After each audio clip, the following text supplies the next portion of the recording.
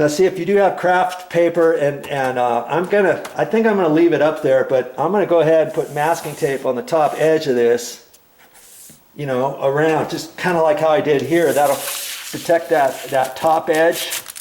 And then I did it along this too. Oh, yeah. What happened there? Oh, I put the masking tape. Anyways, it's on there at the top. No, it's not. It's not. I had the tape up there prior to taking that last little bit out, and so I'll have to make sure that's all clean, and then I'll put masking tape over that too. Okay, that way I'll just leave all that stuff in place, and it will be protected. I'm going to end up doing that before taking this plywood off too. Yeah, that's what I'll do. Well, now that we've got this far, what to do next? Well, I know I want to get this all smoothed out. Because it's only Friday and they're not coming until Monday, it makes sense to go ahead and fix this sheetrock where the backsplash material was. It makes sense to do that now, doesn't it? Before I pull this plywood out, that way if I spill anything, it's going to go on the old plywood. I can scrape it up, sweep it up, whatever. That could be my staging area. No sense pulling the plywood up first and then doing that, because then if I drip anything or if I want to scrape anything between coats, it's all going to fall down in the cabinets and I'm going to have to take it out of the cabinets. Does that make sense? So because I've got enough time, I'm going to go ahead and fix these now first. And if you were with me on one of the other previous episodes, I told you that the best thing to do, see, because these are broken, this has pulled the front edge of the sheetrock paper off, right? See how loose? See this paper, it's loose right there. Okay, I got to clean that stuff off. But if you put sheetrock mud directly on top of that, it's moist and it will bubble. Okay, and you know, it's not going to bubble. I mean, it'll bubble if you put regular sheetrock mud. If you put quickset, it's going to bubble to a certain extent, and then when the first coat of quickset, before it dries all the way, you knock it down, and then if you get any raised bits, you scrape that off before you do the next. But I've had some pretty good luck in the past getting a spray can of sealer, just clear sealer, and then you spray a little bit on there, and then it dries pretty quick. It still bubbles to a certain extent, but you'll seal that and maybe put 2 coats on there, and you'll seal it. So then when you put your sheetrock mud and quickset on there, it doesn't bubble as much, okay?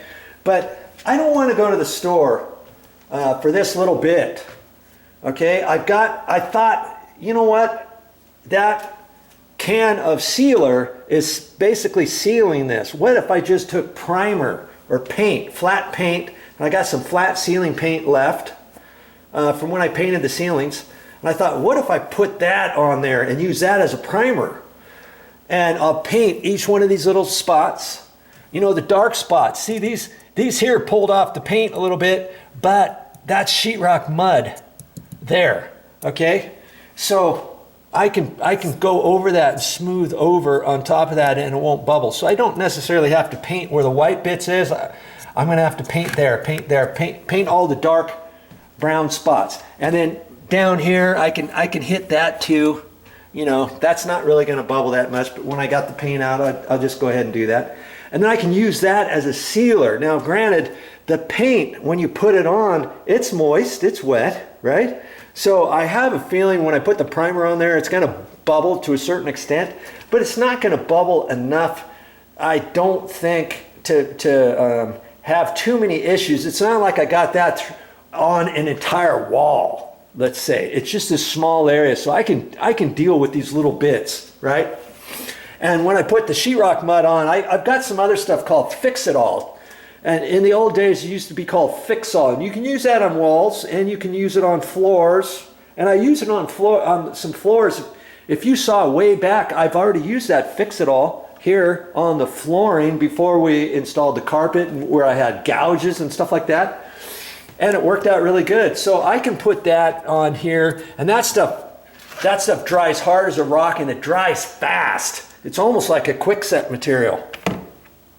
And so when I put that on, when it's still wet, I can look and see if it's bubbled in area in little bits and pieces, and then I can flatten that. Or if there's still some bubbles before I put the second coat on, I can lightly scrape off the top edge of the dips. Boom, boom, boom, boom. You see what I'm saying?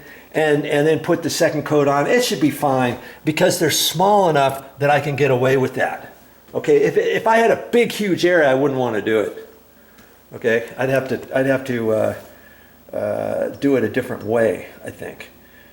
So I'm gonna get this all set up. So I'm gonna go around with the putty knife and take off all the loose bits like that, and with the sheetrock knife, and clean that up before I get my paint out. So I think I'm gonna do that next. Oh, that's funny. I really didn't want to get into that paint, and so I'm Joe Guyvering it, kind of MacGyver. You ever watched that years ago? He always figured something out to fix something and make it turn out good. And kaboom, I used masking tape. I thought, you know, masking tape will stick on here. I pulled everything off that was loose, and I thought I'll just put masking tape on there, on the biggest portion of it, and then the other stuff, it'll still stick on everything else, and it will cover that. And I don't think that masking tape is going to come loose. We'll see, because I've never tried it this way before. And see, I spent a little bit of time cutting masking tape and kind of fashioning it in there, and there's still enough room around the outside to keep everything tight. I think this is going to work. I really do.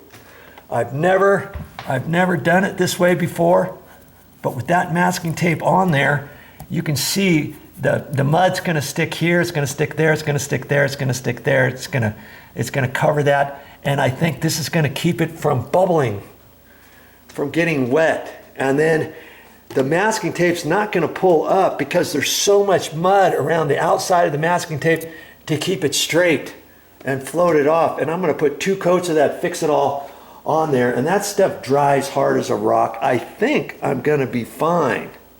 Okay?